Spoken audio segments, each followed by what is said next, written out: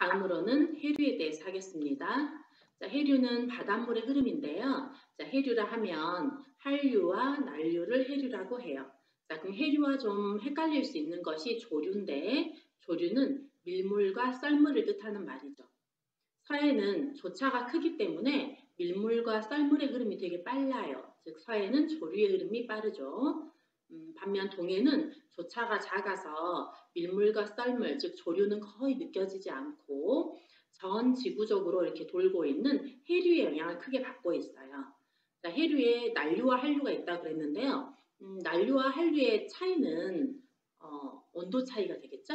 자, 난류는 저위도에서 고위도로 움직이는 물의 흐름으로 빙글빙글 도는데 저위도에서 고위도 방향으로 움직이는 물의 흐름으로 온도가 높아요.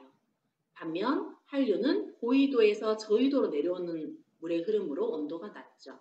자, 우리나라 동해에서는 남쪽에서는 난류가 북쪽에서는 한류가 오면서 둘이 맞부딪히는 조경수역을 형성하고 있습니다.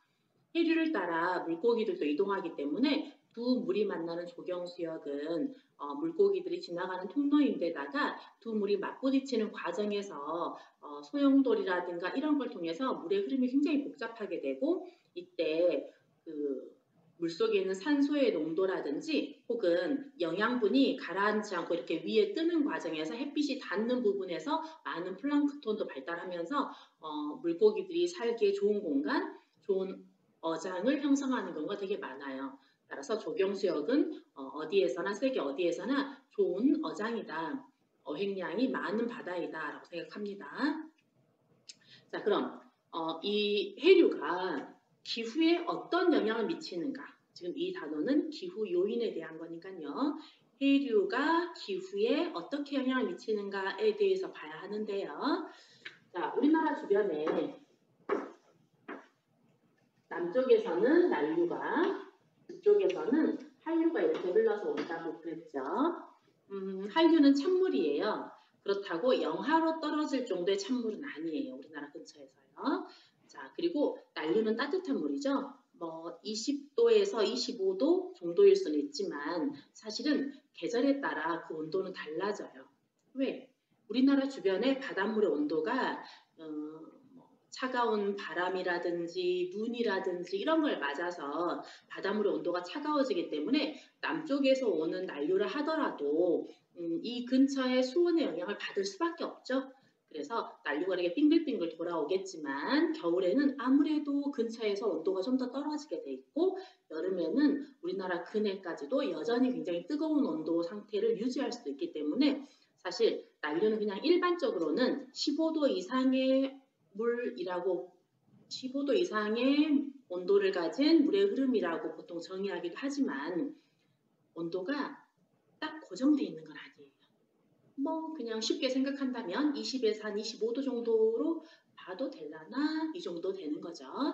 자, 아무튼 난류가 이렇게 흐르고 있고 서해에도 일부 난류의 흐름이 들어가긴 하지만 서해는 보다시피 그쪽이 막혀있기 때문에 들어갔던 물이 다시 또 나와야 되는 구조로 되어 있죠. 그리고 서해는 워낙에 수심이 얕은 바다예요. 따라서 겨울이면 차가운 북서풍의 영향으로 수온이 좀 빨리 차가워지는 경향이 있어서요. 서해 같은 경우는 한류가 들어오는 건 아니지만 바닷물의 수온은 겨울에 굉장히 많이 떨어집니다. 물론 난류에 직접 접해 있는 서해안 일대는 겨울에도 온도가 조금 높아서 겨울철 시베리아 기단이 불었을 때 이 주변의 따뜻한 해역에서 많은 눈구름을 형성하는 경우도 있다고 했죠. 자, 아무튼 자, 이 해류가 어떤 영향을 주는가? 당연히 해류는요. 여름에는 난류의 힘이 좀 더 세져서 좀 더 치고 올라가게 되고 겨울에는 한류의 힘이 조금 더 세져서 치고 내려오게 돼요. 그래서 난류와 한류가 만난 조경수역은 여름에는 조금 더 올라가고 겨울에는 조금 더 내려오고 이렇게 약간 움직인다고 보면 돼요. 어디가 딱 조경수역이다 라고 말할 수 있는 건 아니에요. 자, 그러나 확실한 건 바로 이 지역 동해안 중에서 북부 동해안 지명으로는 관북해안이라고 표현을 하는데요. 이 관북해안 지방은 여름에 난류의 힘이 세지더라도 여기까지 영향을 주지는 못해요. 즉 여기는 난류와 한류가 약간씩의 힘의 차이가 생기더라도 연중 한류의 영향을 받는 곳이에요. 자, 연중 한류의 영향을 받는 곳이다. 그러면 겨울에 되게 춥겠네? 라고 생각할 수도 있겠지만 말씀드렸다시피 한류가 우리나라 근처에서 영하로 떨어지진 않아요.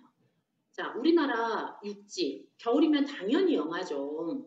평균 기온, 서울도 평균 기온이 영하 마이너스 3도, 그러니까 영하 3도 정도 되니까요. 북부지방은 당연히 육지가 눈에 덮여 있고 겨울이면 당연히 영하로 떨어져요. 그런데 동해 바닷가에는 한류라고는 하지만 영하가 아닌 물이잖아요. 따라서 한류가 흐르고 있다고 해서 겨울에 더 추워질 이유는 전혀 없어요. 오히려 동해안이 겨울에 다른 지역보다는 오히려 온화하죠.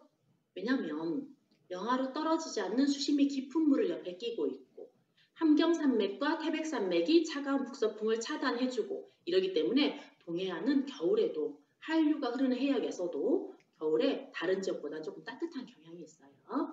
자, 그러면 여름에 볼게요. 1년 내내 한류의 영향을 받는다는 것은 여름에도 그렇다라는 뜻인데 여름에는 육지는 정말 많이 뜨거워져요. 막 20도 이상 올라가죠. 자, 그런데 바닷가에는 한류가 흐르고 있다. 찬물이 흐르고 있다. 뜨거운 육지와 찬 바다. 그게 접해 있는 게 해안가겠죠.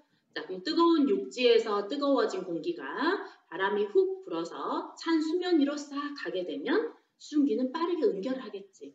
찬 수면을 만나서 응결할 거야.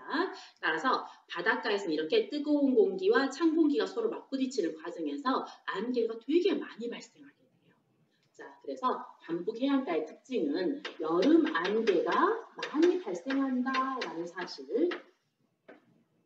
그리고 바다가 차갑잖아요. 차가운 곳 위에 있는 공기는 역시나 좀 차가워지는 과정에서 공기가 아래로 내려앉죠. 가라앉죠. 비는 공기가 이렇게 상승해야 비는 활발히 공기는 상승했을 때 비를 많이 형성해요. 또 상승한다는 건 따뜻해져서 상승했기 때문에 따뜻한 공기는 굉장히 많은 수증기를 담을 수 있죠. 그래서 많은 수증기를 담은 따뜻한 공기가 위로 올라가는 과정에서 차가워지면서 수증기가 응결해서 비가 막 내리는 거야. 그런데 찬 수면 위에서는 공기가 하강을 하고 가라앉고요.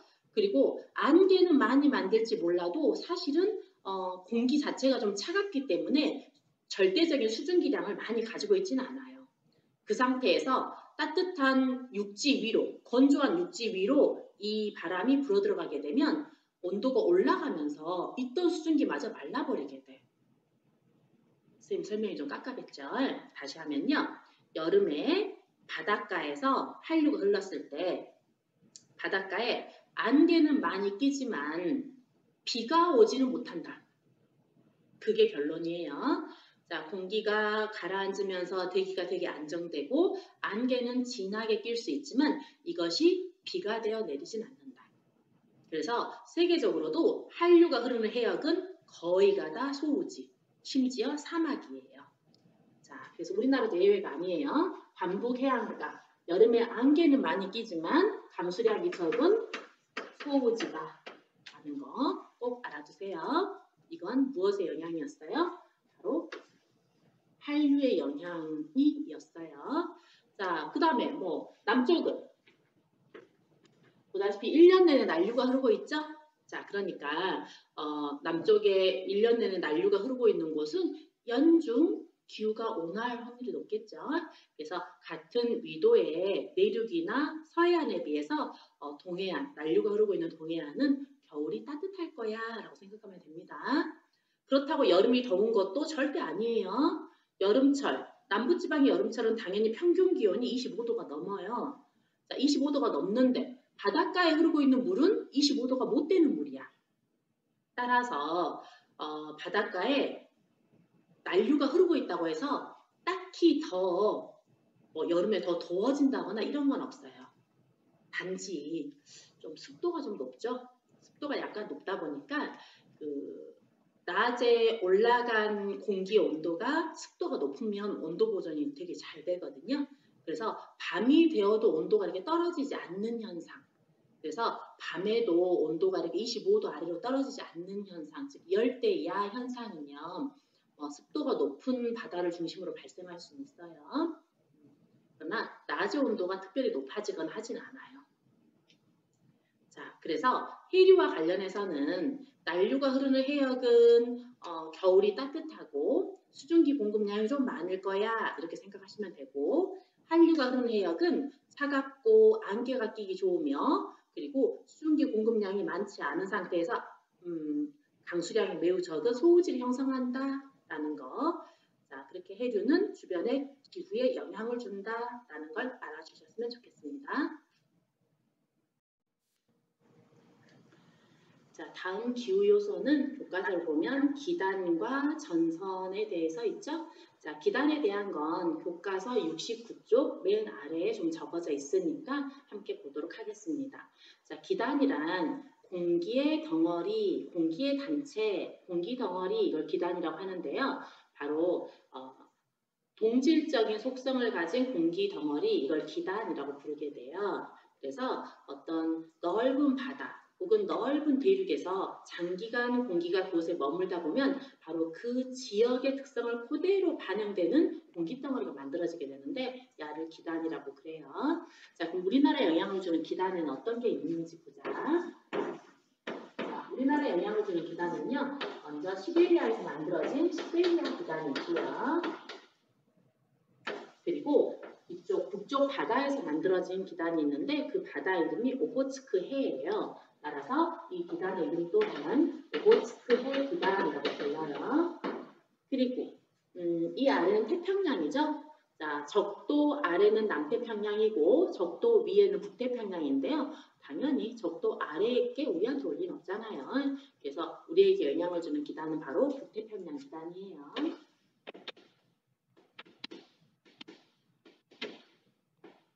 그리고 적도에서 만들어진 기단, 적도 기단이 있는데요. 자, 적도 기단은 너무 멀어요. 따라서 적도 기단 자체가 우리나라에 영향을 주기 좀 어려운데 적도 기단은 무엇의 형태로 영향을 주냐면 바로 적도에서 발생한 태풍이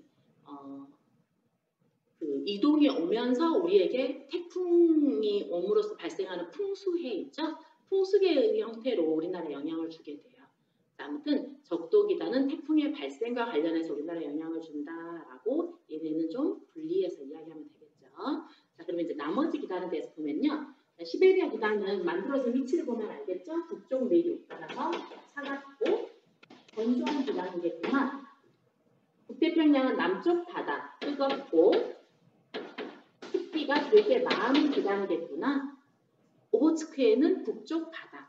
바다는 추워도 많이 춥진 않으니까 그냥 냉량하고 습기가 있어도 많이 있는 건 아니니까 단지 조금 수변한 기단이겠구나. 이 정도로만 아시면 되겠습니다. 자, 그래서 시베리아 기단은 한랭 건조, 오호츠크 기단은 냉량 수변, 북태평양 기단은 고온 다습. 자, 겨울철에 시베리아 기단이 영향을 줍니다. 그러면 시베리아 기단이 영향을 준다는 건 시베리아 기단이 고기압이 되어서 주변에 세력을 미친다라는 뜻이니까 거기에서 바람이 분다라고 보면 돼요. 따라서 시베리아 기단이 영향을 주게 되면 방향을 보면 북서풍이 되겠죠. 그래서 일기도에서는 보통 저쪽에 고기압이 형성이 되어 있다. H, 고기압이 형성이 되었다. 그러면 겨울이겠구나. 시베리아 기단이 영향을 미치고 있구나라고 보면 돼요. 자, 오호츠크 기단은 여기에서 영향을 주니까 바람의 방향상 북동풍이 되겠죠. 북동풍 하게 되면 순우리말로 높새바람이라고 했어요.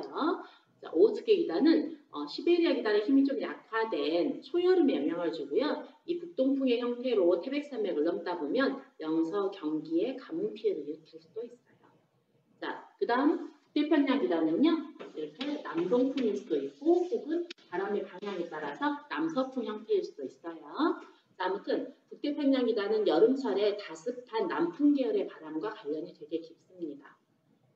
시베리아 기단은 겨울철 추위와 관련이 깊고요. 근데 시베리아 기단의 특징이 이렇게 시베리아 기단이 만들어지는 시베리아 대륙을 보호하듯이 산줄기가 쭉 아래에 펼쳐져 있는데요.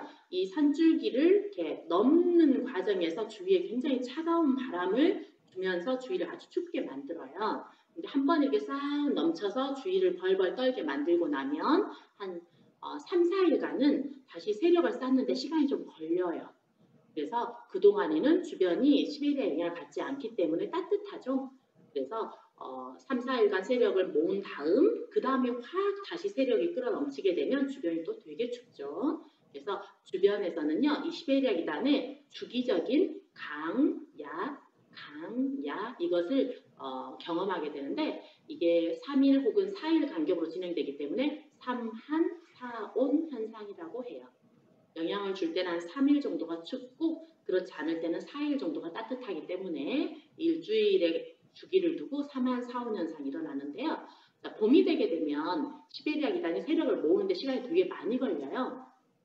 그래서 4일 만에 세력을 모으지 못하고 막 보름 혹은 20일 동안 세력을 모아야지만 겨우 영향을 미칠 수 있는 그런 세력까지 커지기도 하는데 그렇게 봄이 되어서 시베리아 기단이 점차 약화되는 과정에서도 나름대로 선방하여 이렇게 딱 영향을 미치게 되면 주변은 이제 봄이 왔는갑다 했는데 갑자기 시베리아 기단이 찬 기운을 내뿜기 때문에 이 추위에 대해서 꽃이 피는 걸 샘내서 나타내는 추위야 라고 해서 꽃샘추위라고 부르게 되었죠. 그래서 봄철에 나오는 꽃샘추위는 시베리아 기단의 그 영향 중에 하나예요. 자, 그 다음에 오호츠크 기단은 오호츠크 기단은 이렇게 초여름에 영향을 주면서 높새바람을 일으킬 수 있다 그랬고요. 이제 본격적으로 여름이 되게 되면 북태평양 기단의 힘이 세지게 돼요.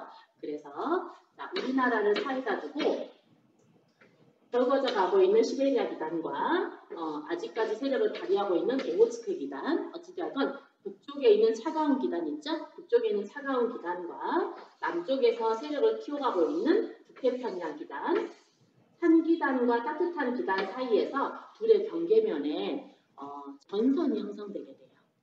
그래서 따뜻한 공기와 찬 공기가 이렇게 맞부딪혀서 많은 비를 내리게 되는데요. 이때 만들어진 이 전선을 장마전선이라고 부릅니다. 자, 장마전선이 형성이 되었다라는 것은 북태평양 기단의 힘이 세지면서 이제 찬 공기를 밀고 올라가게 되었다라는 뜻이에요. 그래서 장마전선은 따뜻한 공기가 치고 올라오는 남쪽에서부터 시작을 해요. 그래서 제주도부터 장마가 시작되고 그 다음에 남부지방까지 올라가고 중부, 북부로 올라가게 되면 우리는 장마가 다 끝났다라고 말을 하고 장마가 끝나게 되면 북태평양 고기압 속에 우리가 온팡 들어가다 보니까 북태평양 고기압의 특성인 고온 다습한 한여름이 시작되는 거지. 그러니까 무더위가 시작되는 거죠. 자, 그런데 북태평양 기단이 그냥 계속 밀고 올라가는 건 아니에요. 북태평양 기단도 밀었다가 힘이 딸려서 잠시 내려갔다가 다시 또 밀었다가 잠시 내려갔다 이걸 계속 반복하는 과정에서 이렇게 밀고 올라가거든요. 그러다 보니까 우리는 장마가 왔나 했더니 좀 맑아졌다가 다시 장마가 왔다가 이러면서 거의 한 달간을 비가 오락가락한 날씨를 계속 경험하게 돼요. 그래서 예전 같으면 장마가 거의 뭐 한 달 가는 경우가 의뢰에 좀 많았어요. 근데 요즘에는 지구 온난화의 영향인지 장마가 좀 더 짧아지고 있다는 설도 있고 그러네요. 자, 아무튼 장마는 흔히 이렇게 오호츠크 기단과 북태평양 기단 사이에서 만들어지고 장마가 끝나면 한여름이 되었다라고 보시면 되겠어요. 그렇죠? 이게 바로 기단이 우리 여름 날씨나 봄 그리고 겨울 날씨에 주는 영향력에 대해서 한번 살펴본 거예요. 자, 그 다음에 방금 쌤이 장마전선이란 전선에 대해서 했는데요. 자, 전선이라는 것은 그 따뜻한 공기와 찬 공기가 부딪히는 그 경계면을 전선이라고 불러요. 그래서 뭐 따뜻한 공기의 이동 속도가 빨라서 두 공기가 부딪히게 된다면 온난전선이라고 할 것이고 찬 공기 이동 속도가 빨라서 두 공기가 부딪혔다면 그 한랭전선이라고 그러죠. 아무튼 장마전선은 두 공기의 힘이 되게 그 막상막하로 맞부딪히다 보니까 한랭전선과 온난전선이 좀 뒤섞인 형태여가지고 정체전선이라는 표현을 써요. 아무튼 그거는 중요한 건 아니에요. 자, 이렇게 전선이 만약에 우리나라에 통과한다. 그러면 당연히 전선이 통과하는 일대에서는 많은 비가 내리겠죠. 이렇게 전선이라는 것 자체는 기후가 아니에요. 기단이라는 것 자체는 기후가 아니죠. 그렇지만 그 기단이 영향을 미치게 되면 우리나라 겨울 기온이 어떻게 될지, 겨울의 습도가 어떻게 될지 추정할 수 있죠.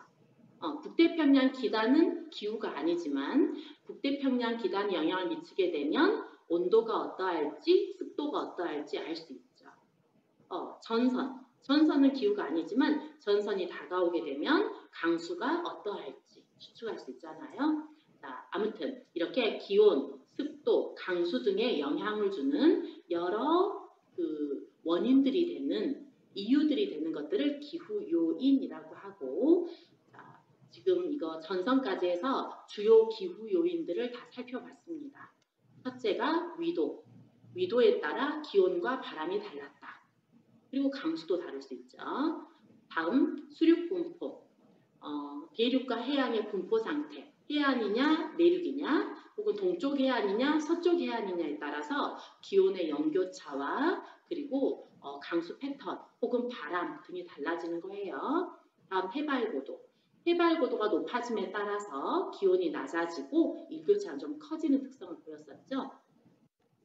그 다음 지형, 평야 지역이냐 산이 있는 곳이냐에 따라서 강수량이 달라질 수 있었어요. 그리고 해류, 난류가 흐르냐 한류가 흐르냐에 따라서 또 달라지죠.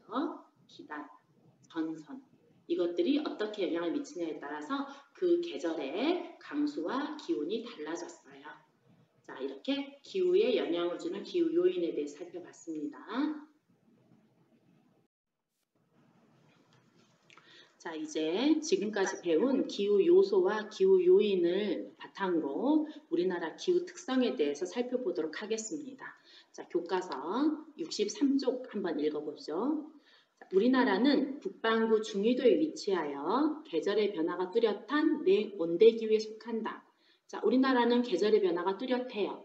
그리고 냉온대기후죠. 열대도 한대도 아닌 냉온대기후인데 이 두 가지 요인은 무엇 때문에 나타난 현상이다?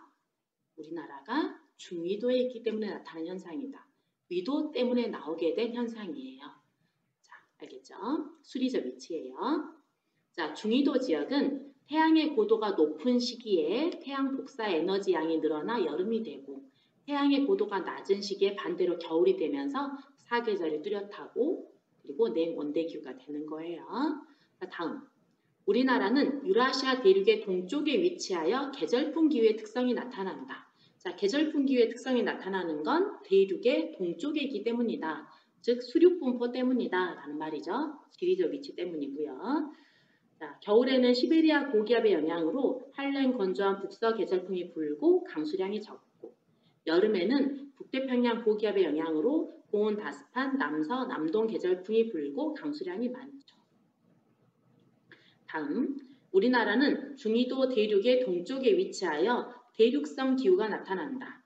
자, 역시 대륙의 동쪽에 위치한 특성이 강하게 작용해서 대륙성 기후가 나오게 되었어요. 수륙 분포 때문이죠. 지리적 위치 때문이기도 하고요. 겨울에는 냉각된 대륙의 영향으로 비슷한 위도의 대륙 서안보다 기온이 낮지만 여름에는 따뜻한 바다의 영향으로 기온이 높아요. 따라서 우리나라는 대륙 서안보다 기온의 연교차가 크게 나타난다. 아래에 있는 탐구활동에 있는 자료 1을 볼게요. 비슷한 위도상에 있는 도시들의 기온의 연교차라는 게 있고 자, 우리나라랑 비슷한 위도가 테헤란과 리스본이 있어요. 자, 테헤란은 좀 내륙에 들어있는데 여름이 정말 뜨겁죠. 겨울은 근데 생각보다 춥지 않네요. 자, 리스본을 볼게요. 리스본. 여름이 우리나라보다 안 덥고 겨울은 우리나라보다 정말 따뜻하죠. 그래서 겨울은 영상 11.6도, 우리의 서울은 겨울이 마이너스 2.4도, 여름이 우리는 25.7도, 리스본은 23.5도.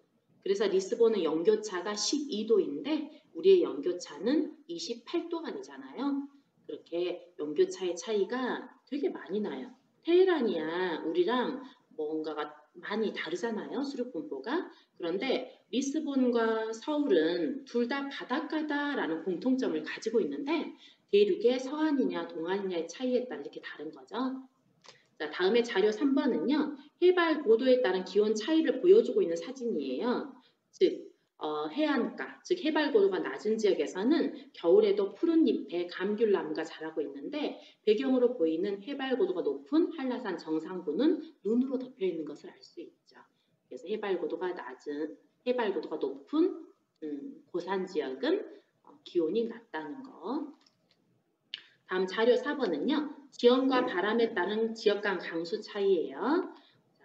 즉 자료 4번에 있는 위쪽 귀퉁이에 작은 그림 있죠? 남풍이 불었다. 제주도는 크게 남쪽은 서귀포, 북쪽은 제주시라고 하는데요.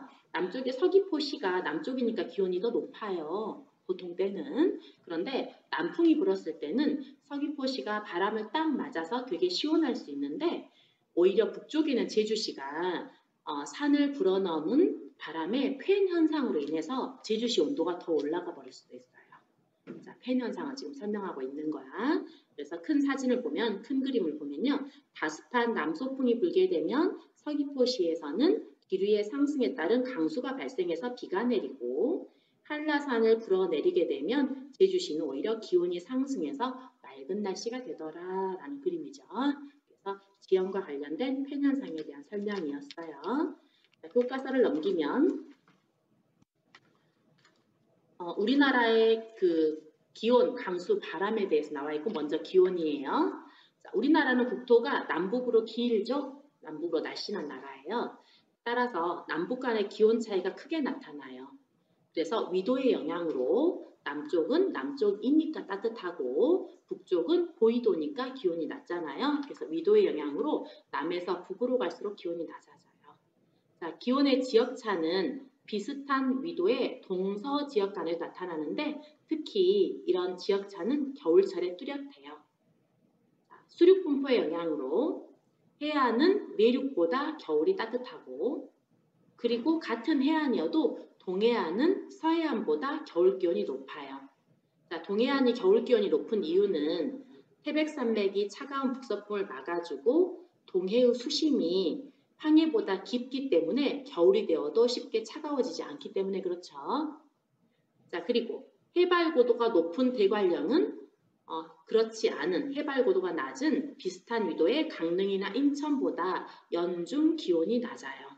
자, 대관령의 기온이 낮은 것은 해발 고도가 높기 때문이다 라는 말이죠. 기온의 연교차, 여름과 겨울의 온도 차이. 자, 연교차는 남해안에서 북부 내륙으로 갈수록 연교차는 커집니다. 북쪽으로 갈수록 겨울이 되게 추워지고 이에 따라 여름과의 온도 차이가 크게 나타나게 돼요. 자, 알아두세요. 연교차는 남부의 해안에서 북부 내륙으로 갈수록 커집니다.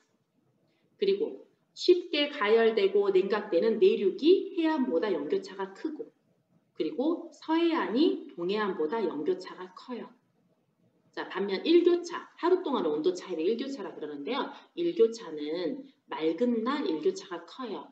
자, 그래서 봄과 가을, 그리고 맑은 날 일교차가 제일 크고 가장 흐린 장마철에 일교차가 제일 작습니다.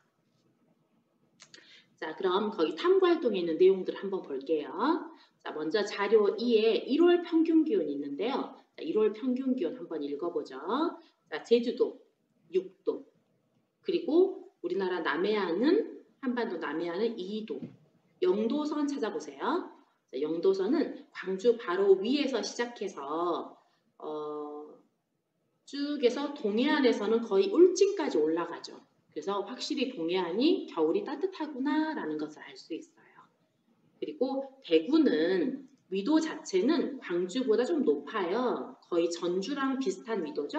그런데 대구만큼은 주변과 다르게 영도 좀 기온이 높죠. 대도시여서 열 발생도 많은 데다가 분지 지형이 이렇게 팬 현상과 관련을 짓다 보니까 겨울철에도 온도가 좀 주변보다 조금 더 높은 상태예요.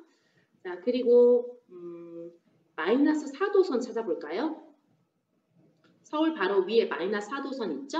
자, 마이너스 4도선이 쭉 해서 산이 많은 지역에서는 온도가 쭉 내려가는 패턴을 보이고 그리고 마이너스 4도선이 보면요. 북한의 저 위쪽에 동해안까지 쭉 연결되죠. 그래서 동해안 지역이 확실히 위도치고는 따뜻하구나 라는 것을 알 수 있어요. 자, 예를 들면 동해안의 성진을 찾아보세요. 성진 찾았죠?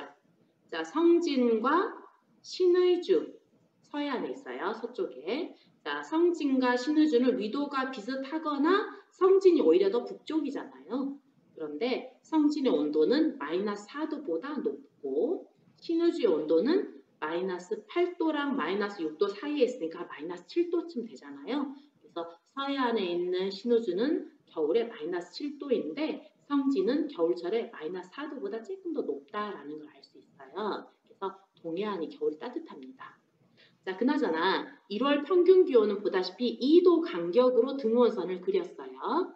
자, 그런데 자료 3번에 있는 8월 평균 기온을 볼게요. 자, 제주도 27도.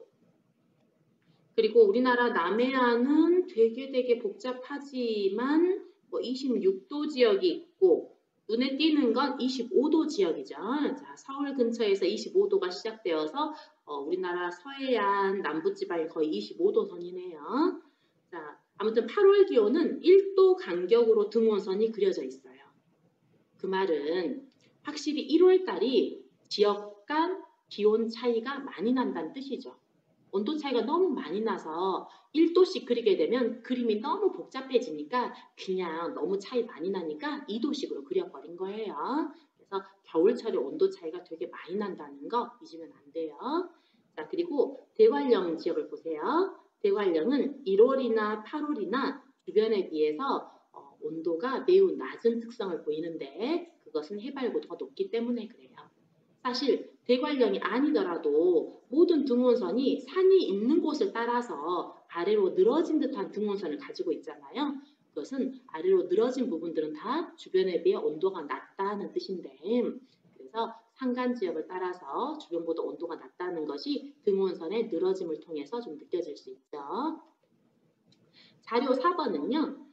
주요 도시의 기온의 분포를 통해서 기온의 남북차나 동서차를 보여주고 있어요. 자, 먼저 자료 4번 갈게요. 자, 중강진, 위치 어딘지 꼭 알아두셔야 돼요. 중강진 거기, 평양, 서울, 대구, 제주. 자, 빨간색의 그림은 최나놀 평균 기온인데 자, 최나놀, 7월 혹은 8월이겠죠? 자, 최나놀 평균 기온은 가장 이 중에서 북쪽인 중강진도 약 23도, 가장 남쪽인 제주도도 약 27도. 그러니까 남과 북 간의 최나놀은 4도밖에 차이가 나지 않아요.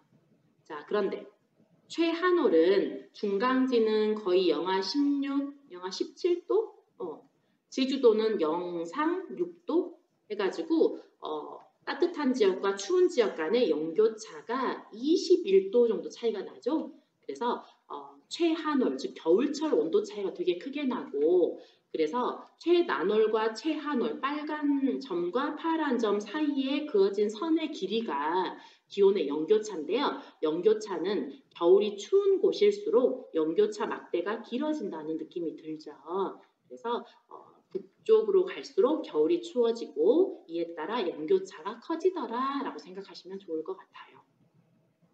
그 다음에는 기온의 동서차가 있는데요. 자, 같은 위도의 동과 서, 동에서 서로 갈수록 이제 기온 분포가 적어져 있어요. 자, 인천 가장 서쪽이죠. 홍천 거기서 약간 안으로 들어간 곳이고 대관령 어딘지 알죠? 강릉 동해안이에요. 울릉도 동해 한가운데 있는 섬이죠.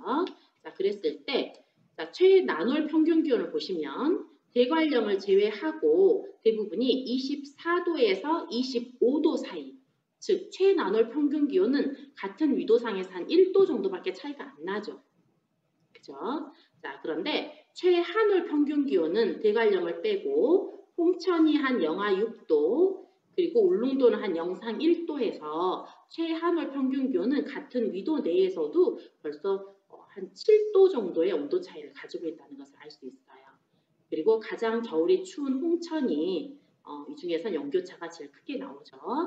자, 대관령을 보시면 대관령은 여름에도 온도가 낮고 겨울에도 온도가 낮아요.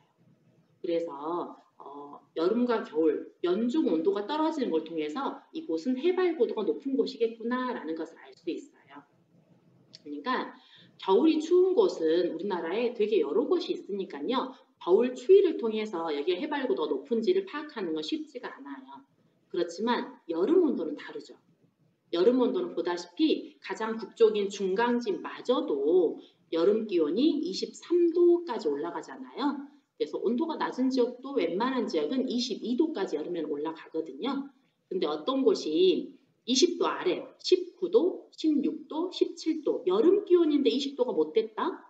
우리나라 여름 기온은 다 비슷하게 뜨겁던데 여름인데 20도가 못 되잖아? 그러면요, 이건 해발 고도가 높은 곳이에요. 꼭 알아두세요. 여름 기온이 20도 이하다. 그러면 해발 고도가 높은가 보다. 동해 바닷가도 아닌데 여름이 시원해.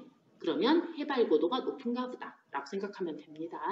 그래서 대관령은 해발 고도가 높아서 여름의 온도도 낮고 겨울 온도도 낮고 실제 여름과 겨울의 온도 차이인 영교차의 막대 길이는 별로 긴 편이 아니에요. 확인해 보시면 홍천보다도 짧고 인천보다도 살짝 짧은 듯해요. 그래서 대관령은 연교차가 큰 곳은 아니에요. 알아두세요. 자, 다음은 65쪽이에요. 65쪽은 다음 시간에 하죠. 오늘도 수고하셨습니다.